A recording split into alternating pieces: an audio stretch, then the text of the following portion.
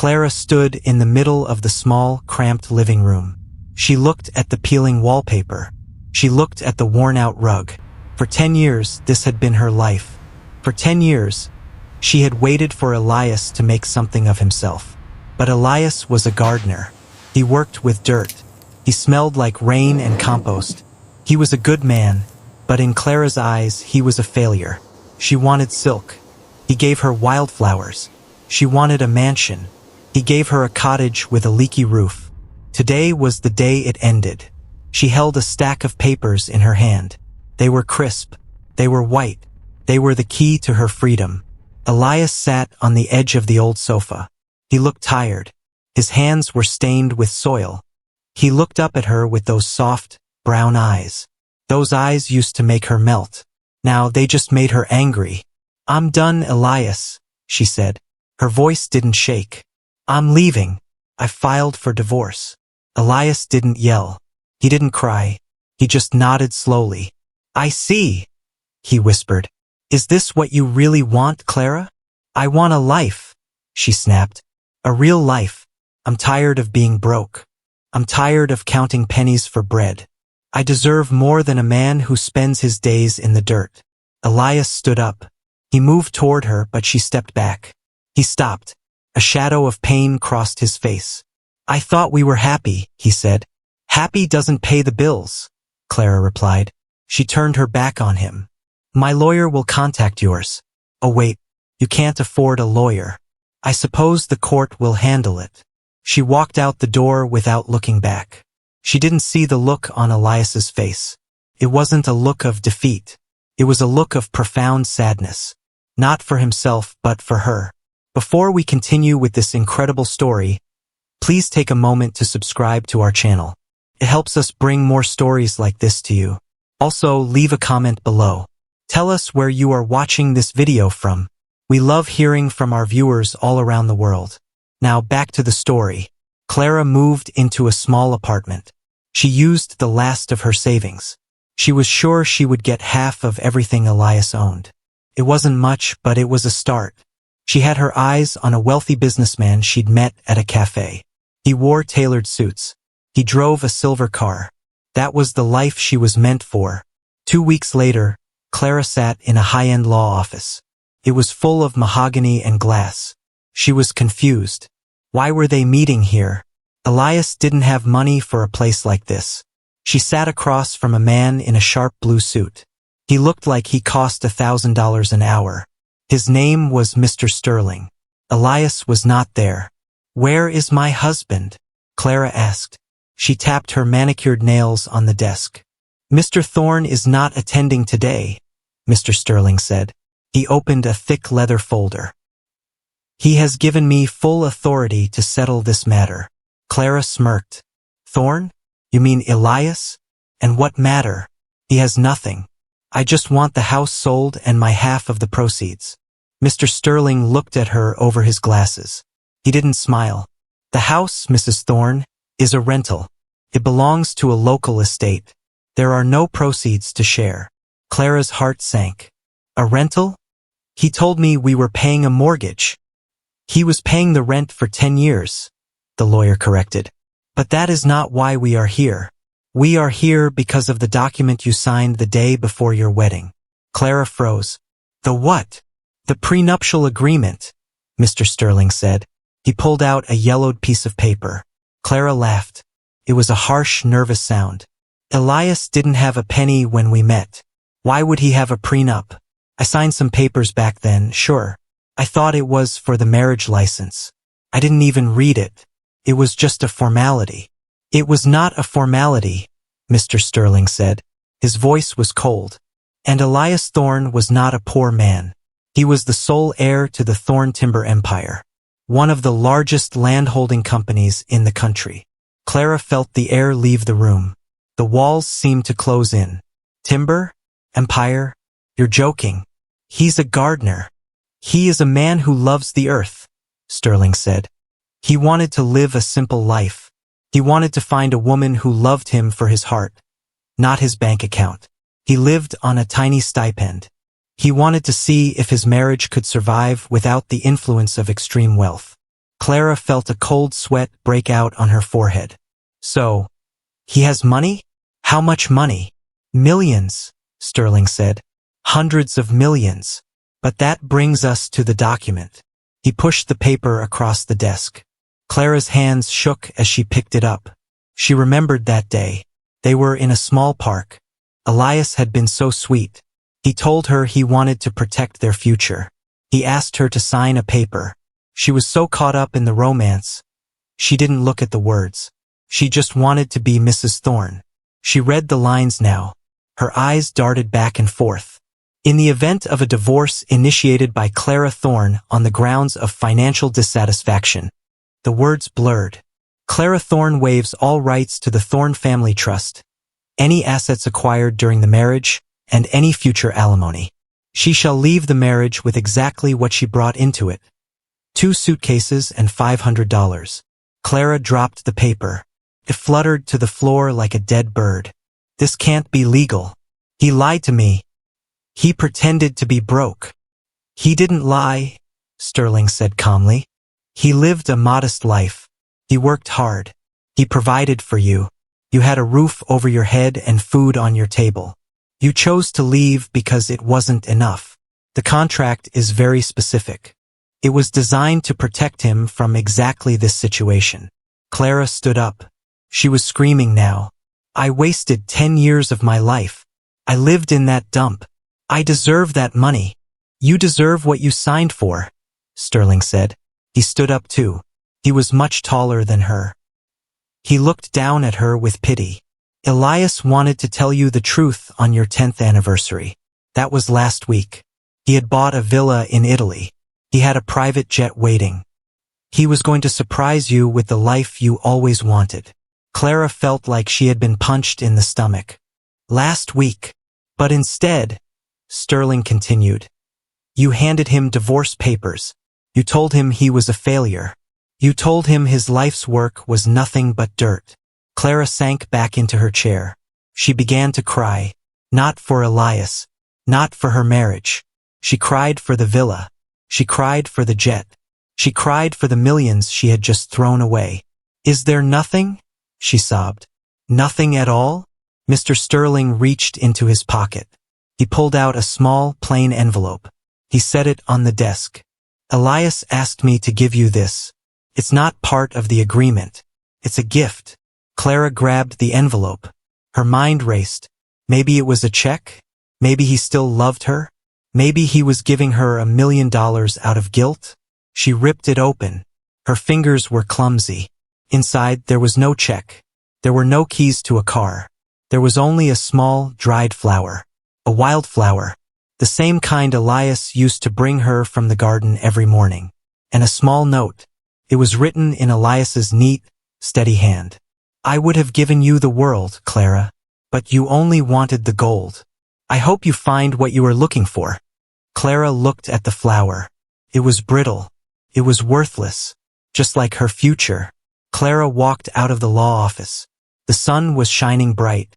The city was busy. People were rushing to their high-paying jobs. Expensive cars honked their horns. Everything she wanted was right in front of her. And yet, she could touch none of it. She went back to her small apartment. Felt even smaller now. The walls felt like they were pressing against her skin. She looked at her 2 suitcases. They were the same ones she had when she married Elias. They were dusty. They were old. She sat on the floor and put her head in her hands. She thought about the early days.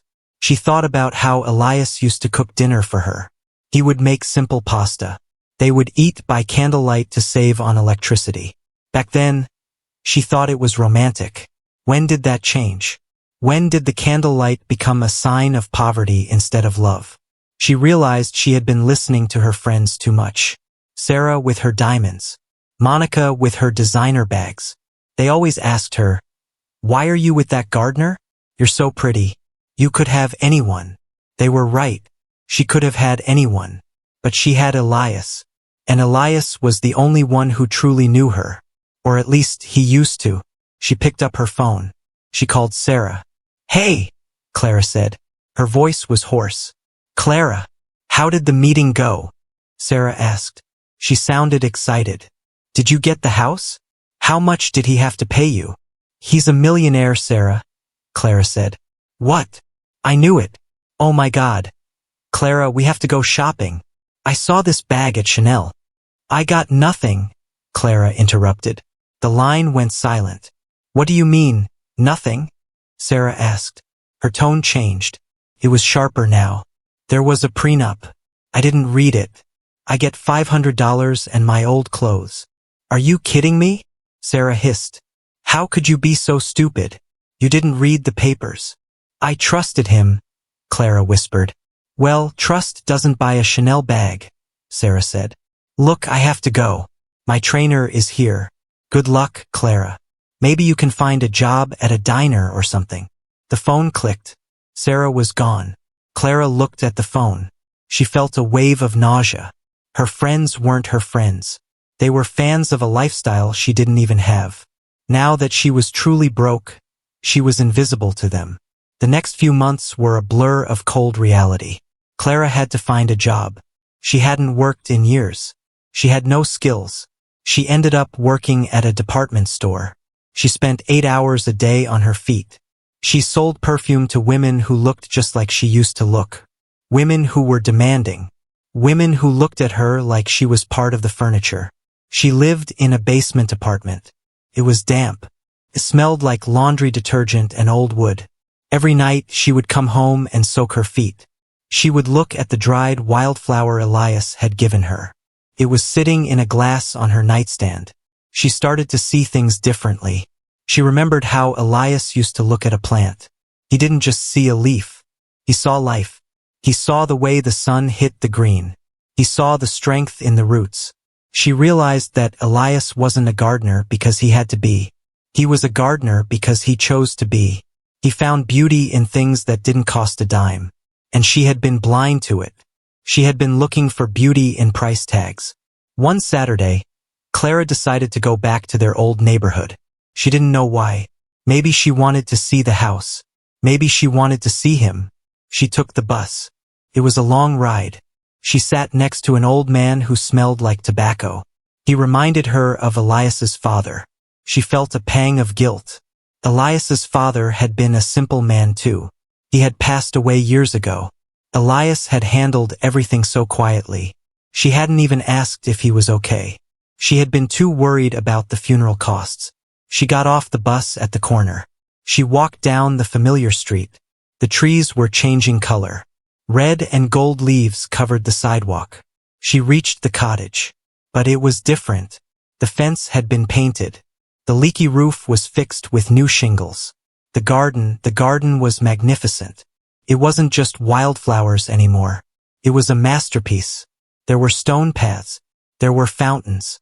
There were rare roses that smelled like heaven. But there was a for sale sign in the front yard. Clara felt a lump in her throat. He was leaving. She walked up the path. She saw a man standing in the garden. He was wearing a dark suit. He looked expensive. But when he turned around, she saw it was him, Elias. But he looked different. His hair was cut neatly. He looked younger. The weight of the secret was gone. Elias? She called out. He stopped. He looked at her. He didn't look angry. He just looked distant, like he was looking at someone from a dream he had a long time ago. Hello, Clara, he said. His voice was still soft, still steady. The garden, she said, gesturing to the flowers. It's beautiful. Thank you, he said. I wanted to finish it before I sold the place. I wanted the next family to have something nice to look at. Clara took a step closer. I'm sorry, Elias. He tilted his head. For which part? For everything, she said. Tears started to well up in her eyes. For not seeing you. For thinking I was better than this. For being so greedy. Elias sighed. He looked at a rose bush. I didn't keep the money a secret to hurt you, Clara. I kept it because my father taught me a lesson. He said, money doesn't build a home. It only builds a house. I wanted a home. I thought we had one. We did, Clara sobbed.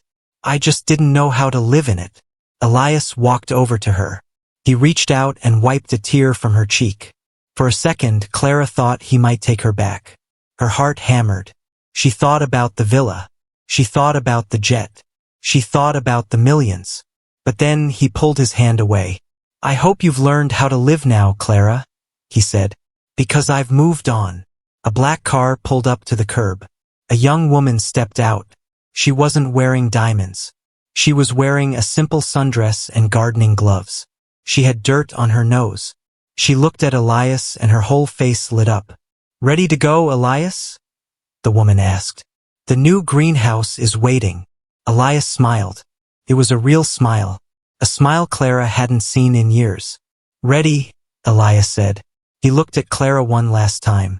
"The lawyer told me you're working. That's good. It's good to earn your own way. It gives you a perspective that money can't buy." He turned and walked to the car. He didn't look back. The woman took his hand. They got in the car and drove away. Clara stood in the garden she used to hate. She looked at the for sale sign. She realized that she had been the one who was truly broke all along. She had a heart that was empty. She reached down and picked up a handful of soil. It was rich. It was dark. It was full of life. She didn't have the millions. She didn't have the villa. She didn't have the man who would have given her the world. She had $500 in her pocket and a long walk back to the bus stop. Clara's life didn't change overnight. She didn't win the lottery. She didn't find another rich man. She kept her job at the department store. But she stopped looking at the customers with envy. She started to talk to them. She started to help them find things that actually made them feel good, not just things that were expensive. She moved out of the basement apartment. She found a small room in a house with a tiny backyard. Every morning, before she went to work, she went into that backyard. She dug in the dirt. She planted seeds. She watered them. She watched them grow. One day, a neighbor stopped by the fence. "Those are lovely lilies," the woman said. "You have a real talent." Clara looked at her hands. They were stained with soil. They were rough. They were exactly like Elias's hands. "Thank you," Clara said. She smiled. It wasn't a smile for a camera. It wasn't a smile to impress a friend. It was a smile for the earth. She finally understood. The prenup hadn't taken everything from her. It had given her the only thing she actually needed. It had given her the chance to grow. Years went by. Clara became known in her neighborhood as the woman with the most beautiful garden. She didn't sell her flowers. She gave them away. She gave them to the elderly lady down the street. She gave them to the young couple who just moved in. She never saw Elias again. Sometimes she would see his name in the news. Thorn Timber donates millions to forest conservation. Elias Thorn opens public botanical garden. She would read the articles and feel a sense of pride. Not because she knew him, but because she finally understood him. She lived a simple life. She had enough to eat. She had a warm bed. And she had her flowers. One evening, as the sun was setting, Clara sat on her back porch. She was old now. Her hair was gray. Her joints ached. But she felt at peace. She pulled a small wooden box from her lap. Inside was the dried wildflower Elias had given her decades ago. It was paper-thin now. It was almost dust. She held it up to the fading light. "I found it, Elias," she whispered to the wind. "I found what I was looking for." She closed her eyes and took a deep breath. The air smelled like rain. It smelled like compost. Smelled like home. She didn't need the gold.